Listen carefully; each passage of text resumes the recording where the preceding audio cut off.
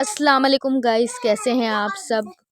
और शब बारात आप सबको बहुत बहुत मुबारक हो, क्योंकि अब आ गई है 14-15 शाबान। शाबानी में शाबान बीच का शाबान, और जो कि बहुत ही मुबारक दिन है शाबान के। 14 शाबान मंसूब है मरहूमीन के लिए, मग़फ़िरत के लिए, क्योंकि कहते हैं 14 शाबान को नसीब लिखे जाते हैं और मरहूमीन की मग़फ़िरत के लिए दुआ भी की जाती है। तो लिहाजा सुबह कब्र पे फूल वगैरह चले गए थे और लग गए थे हम हलवे की तैयारी में।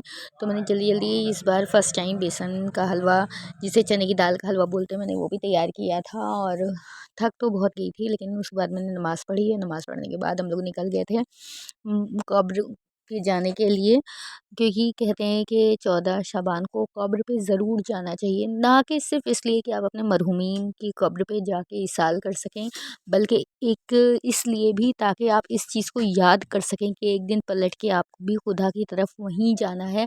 आप भी मिट्टी से ही बने हैं, आपको भी मिट्टी में ही मिल जाना है। इस याद को ताज़ा करने के लिए, क्योंकि इंसान दुनिया की मसरूफ़ियत में इतना बिज़ी हो जाता है कि वो इस चीज़ को भूल जाता है कि उसे अपने खुदा की तरफ वापस पलटना भी है। और ये रात इबादत की है, मग़फ़िरत की है, तो इंसान अपनी मरहूमीन की मग़फ़िरत के साथ साथ अपने लिए भी तौबा का दरवाज़ा खोल सकता है।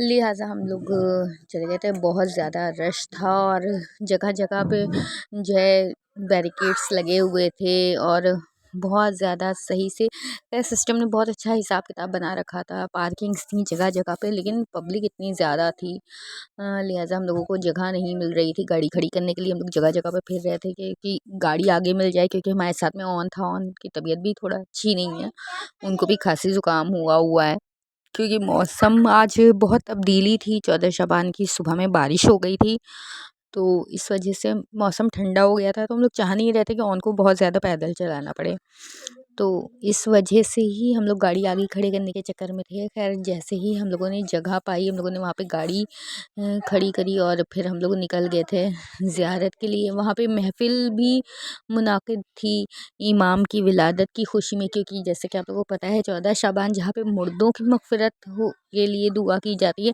वहीं पे 15 शाबान हमारे इमाम ज़माना अलैहिस्सलाम की विलादत की तारीख़ है, जो कि बहुत ही नेक दिन है। हर शियाने अली के दिल में खुशी का जज्बा होता है, तो उसको सेलिब्रेट करना तो बनता है। इसे कुछ लोग बिदअत कहें या जो भी कहें, लेकिन जो भी जिसके दिल में इश्क़ अहले बैत होगा, वो इस दिन बहुत खुश होगा और इस दिन को खुशी से ही मनाएगा।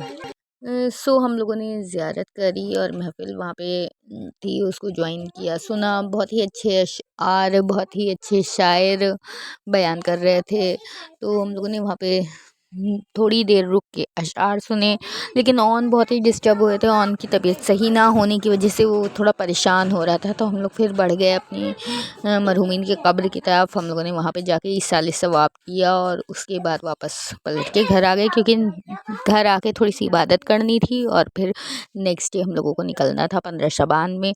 तो 15 शाबान को लखनऊ में और ज़्यादातर ऑलमोस्ट सब जगह ही बजरा होता है नदी पे।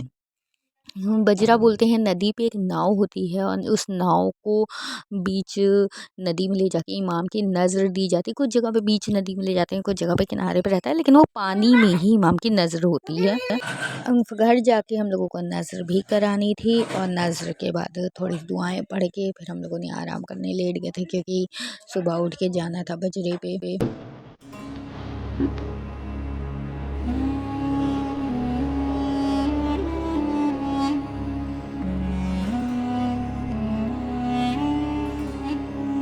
तो सुबह होते ही फिर हम लोग निकल पड़े थे बजरी जाने के लिए। तो ये हमारा रोड था जल्दीगम रोड, तो यहीं पे रास्ता है। यहाँ पे एक मेहंदी घाट करके बनाया गया है, वो पूरा घाट है और इमाम मेहंदी अलैहिस्सलाम के ही नाम पे उस घाट का नाम है।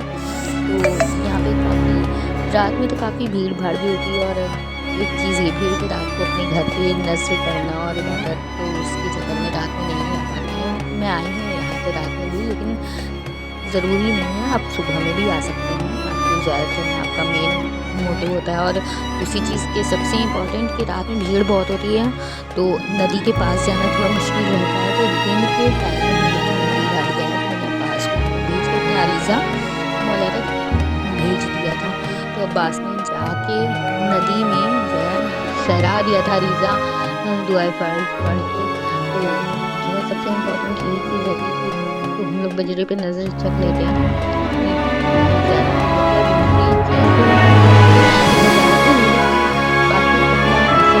मतलब रीज़ा रहता है, रीज़ा बोलते हैं एक लेटर होता है, उसमें हमें दुआएं लिखी होती हैं जो हम अपना मैसेज इमाम तक भेज के इमाम को ये एहसास दिलाते हैं कि मौला आप हमारी लाइफ में हैं। मतलब यूं मौला को हमारे दिल की हर बात पता है, लेकिन जब हम उनको लेटर लिखते हैं दैट मीन्स कि वो हमारी लाइफ में वैसे ही हैं जैसे हम सब एक दूसरे की लाइफ में हैं, वैसे ही मौला हमारे बीच हैं।